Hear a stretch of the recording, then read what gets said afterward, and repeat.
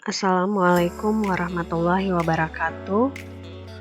Hai adik-adik sekalian, hari ini kita masuk pada materi yang ke-9 tentang presipitasi dalam mata kuliah Meteorologi Laut GSKS, pengasuh mata kuliah oleh saya sendiri, Ibu Sari. Baik, pertama-tama tentu kita harus mengetahui dulu apa itu presipitasi. Pengertiannya apa? Nah, presipitasi adalah suatu kejadian jatuhnya air dari atmosfer yang mengarah ke permukaan bumi. Bentuk zat cair yang turun bisa dalam bentuk embun, salju, kabut, dan hujan. Jadi, presipitasi itu adalah suatu kejadian jatuhnya air dari atmosfer ke permukaan bumi. Nah, bisa dalam bentuk kabut, salju, dan hujan ya. Jadi presipitasi itu seperti itu pengertiannya. Dan juga kalau kita sering dengar banyak orang langsung mengatakan bahwa presipitasi itu adalah hujan. Ya, hujan, tapi sebenarnya bukan hanya hujan saja, tapi ada salju, kabut, dan embun itu juga masuk dalam jenis presipitasi ya. Jadi pengertian presipitasi itu seperti ini. Nah, setelah kita mengetahui pengertian presipitasi, tentunya kita juga harus mengetahui bagaimana sih proses terjadinya presipitasi ya. Nah, proses terjadinya presipitasi. Nah, di sini ada gambar. Adik-adik bisa lihat di sini.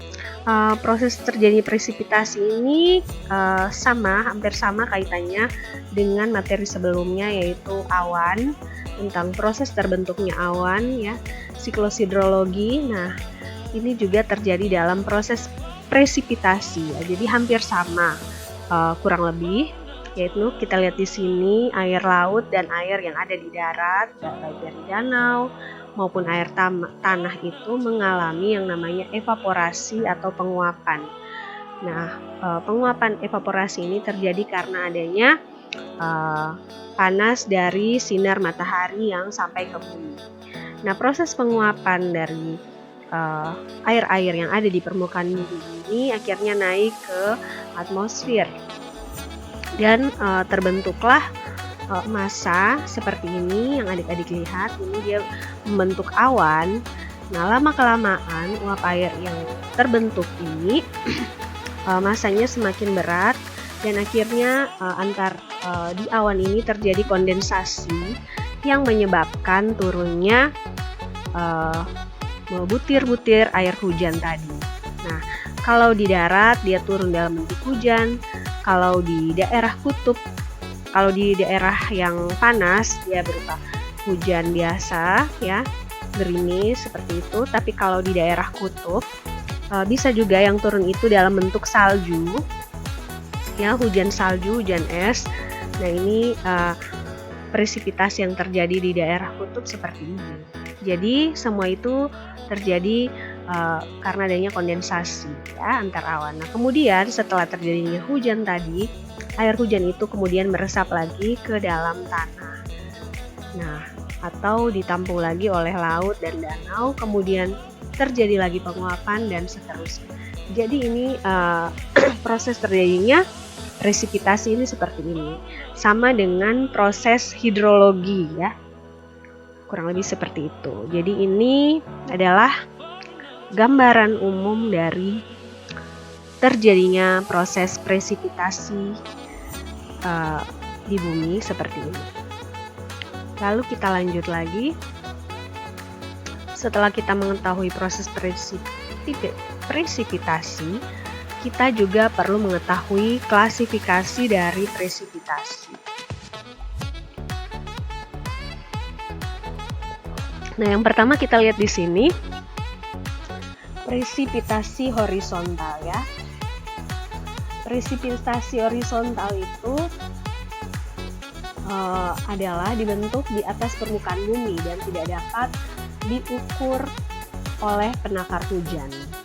Sedangkan yang satunya adalah presipitasi vertikal. Presipitasi vertikal adalah proses yang terjadi di permukaan bumi dan bisa diukur oleh penakar hujan atau alat hujan. Jadi bentuk dari presipitasi tersebut jatuh di atas permukaan bumi dan bisa diukur menggunakan alat penakar hujan. Sedangkan horizontal ini dia sudah terbentuk di permukaan bumi, jadi tidak dapat diukur oleh penakar hujan atau alat pengukur hujan. Jadi klasifikasi presipitasi ada yang horizontal dan vertikal. Setelah kita tahu klasifikasinya, mari kita lihat lagi. Yang pertama adalah presipitasi vertikal ya. Presipitasi yang termasuk dalam presipitasi vertikal itu yang pertama adalah hujan. Kalau hujan ini adik-adik tentu sudah tahu adalah air yang jatuh dalam bentuk tetesan yang dikondensasikan dari uap air di atmosfer. Itu adalah presipitasi vertikal yang pertama. Yang kedua adalah hujan gerimis. Hujan gerimis adalah hujan dengan butiran yang sangat kecil. Kemudian yang berikut adalah salju. Adalah kristal-kristal kecil yang membeku dan secara langsung dibentuk dari uap air di udara, dan bila suhunya pada saat kondensasi kurang dari 0 derajat Celcius. Jadi dalam proses presipitasi atau untuk dalam bentuk salju ini kondensasinya di suhu 0 di bawah dari 0 derajat Celcius ya. Itu terjadi di kutub dan daerah-daerah dingin. Kemudian kita lihat lagi yang berikut adalah hujan batu es.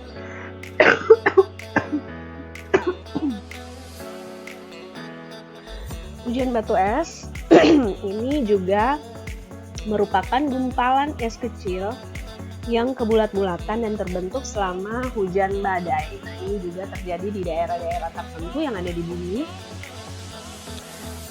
seperti di kutub, di daerah Eropa, itu terjadi hujan batu es. Ya, jadi dia hampir sama dengan salju, tapi dia sudah lebih terbentuk lagi menjadi batu es. Kita lihat lagi. Yang kelima adalah sleet. Nah, apa itu sleet? Sleet adalah campuran hujan dan salju ya. Jadi kalau sleet itu campuran hujan dan salju, dinamakan dengan presipitasi dalam bentuk sleet. Jadi selain air hujan yang turun juga ada salju juga yang turun. Nah, ini adalah 5 jenis presipitasi vertikal ya.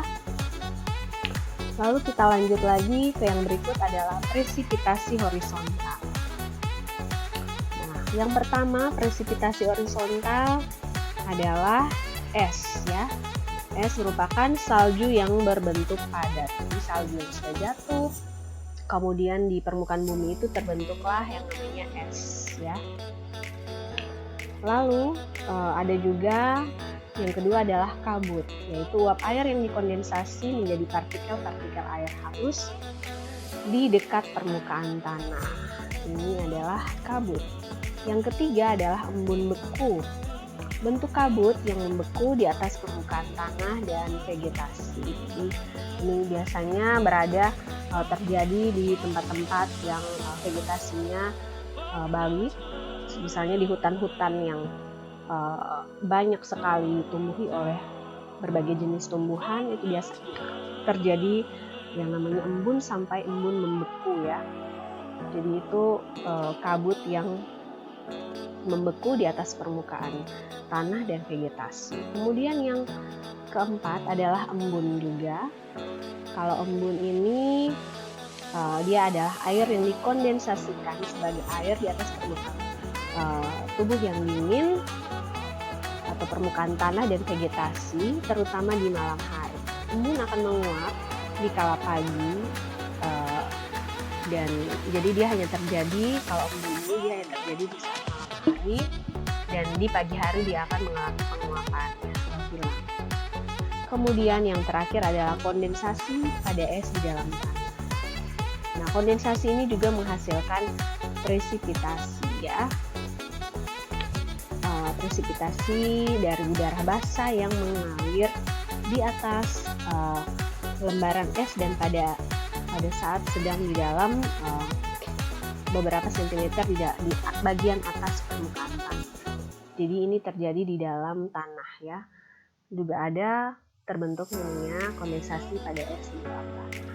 Jadi ini adalah presipitasi horizontal, jadi dia terbentuk di permukaan bumi ya. Kalau tadi vertikal itu dia jatuh dari atmosfer ke permukaan bumi. Jadi sudah terbentuk, kalau vertikal tadi sudah terbentuk di atas, baru dia jatuh. Sedangkan presipitasi horizontal dia yang sudah jatuh dan dia terbentuk sendiri di permukaan bumi. Es, kabut, embun beku, embun, dan kondensasi pada es di dalam tanah. Baik, kita lanjut lagi yang berikut. Faktor-faktor yang mempengaruhi presipitasi. Yang pertama adalah kelembaban udara ya. Faktor-faktor yang mempengaruhi kelembaban faktor-faktor yang mempengaruhi presipitasi yang pertama adalah kelembaban udara. Ya. Massa uap yang terdapat di dalam 1 mm udara atau kerapatan uap disebut dengan kelembaban mutlak atau absolut ya. Ini kelembaban udara ini adik-adik kita sudah pernah dapat di materi yang ke-7 atau ke-6 ya. Jadi Ibu rasa sudah ini. Jadi tentu dia sangat mempengaruhi presipitasi. Nah, mengingat makin tinggi suhu, makin banyak uap yang dapat ditampung, maka kekeringan dan kebasahan udara tidak dapat ditentukan oleh kelembaban mutlak selama kelembaban relatif adalah perbandingan dari massa uap dan satuan volume dan massa uap. Jadi salah satu fungsi utama dari kelembaban udara ini adalah sebagai lapisan pelindung permukaan bumi.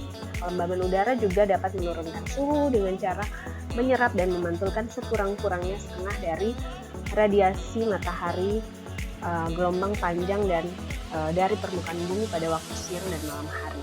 Jadi tentu dia sangat berpengaruh dalam proses presipitasi. Yang berikut adalah energi matahari. Ini juga tentu sangat berpengaruh ya. Kita lihat kayak tadi di proses presipitasi yang Ibu gambarkan tadi. Energi matahari ini dia istilahnya menjadi mesin ya. Mesin yang mempertahankan berlangsungnya daur hidrologi. Nah, di dalam daur hidrologi kan ada presipitasi. Jadi kalau matahari, panasnya matahari tidak sampai ke bumi, maka tidak terjadi yang namanya evaporasi tadi, penguapan, sehingga uap air terbentuk di atmosfer. Bila tidak terjadi itu, maka bila tidak ada energi matahari tadi, maka proses presipitasi dan siklus hidrologi tidak akan berjalan lancar. Kemudian yang ketiga adalah angin. Kita lihat di sini ya, kalau untuk angin tentu sangat berpengaruh ya, karena angin ini dia akan membawa uap-uap air yang sudah mengalami evaporasi atau penguapan tadi ke atmosfer dengan adanya bantuan angin dan juga kelembaban udara di bumi tadi bisa terbentuk. Jadi angin ini sangat berpengaruh dalam proses presipitasi. Ya, dia juga menjadi faktor penentu selain adanya energi matahari tadi. Dengan angin, uap-uap air tersebut bisa sampai ke atmosfer. Lalu kita lihat lagi yang terakhir adalah suhu udara. Jadi maaf ya Ibu tambahkan lagi, kalau untuk angin itu dengan adanya kecepatan angin tadi kita dapat menentukan besar tingginya kehilangan air tadi ya, tadi kurasi. Kemudian yang keempat adalah suhu udara. Suhu udara dia sangat berpengaruh ya dalam besarnya curah hujan, karena evaporasi dan transpirasi itu dipengaruhi oleh suhu udara. Jadi penguapannya, apabila suhunya rendah maka proses evaporasi dan transpirasi tadi akan lambat. Bila suhunya tinggi maka proses evaporasi akan berjalan cepat ya. Jadi suhu juga dianggap sebagai salah satu faktor yang dapat memperakirakan dan menjelaskan kejadian penyebaran air di muka bumi. Jadi ini sangat penting suhu udara bagi proses presipitasi. Jadi ada kelembaban udara, energi matahari, angin, dan suhu udara. Keempat faktor ini adalah faktor utama yang mempengaruhi presipitasi. Lalu kita lanjut lagi ke berikutnya adalah alat pengukur presipitasi. Seperti materi-materi sebelumnya, dalam meteorologi setiap kejadian yang terjadi di ini ada alat yang digunakan untuk mengukur presipitasi. Nah, alat yang pengukur ini adalah biasanya untuk mengukur curah hujan. Nah, alat yang pertama adalah alat pengukur hujan manual. Nah, penakar hujan ini termasuk jenis penakar hujan non-recording atau tidak dapat mencatat sendiri. Bentuknya sederhana, terdiri dari sebuah corong yang dapat dilepas dari bagian dalam badan, kemudian ada tempat menampung air hujannya, dan kakinya berbentuk tabung seperti silinder, dan gelas penakar hujannya juga ada di sini. Jadi ini kalau gambarnya, kalau dilihat secara langsung ya seperti ini bentuknya. Ini dia punya gambaran di dalam, ada gelas penakar hujan, ya ada bak penampung hujannya. Jadi ini semua masuk ke dalam. Dia adalah penakar hujan manual ya. Jadi ini adalah alat ukur hujan manual. Seperti ini gambarnya. Kemudian yang berikut adalah alat pengukur hujan otomatis.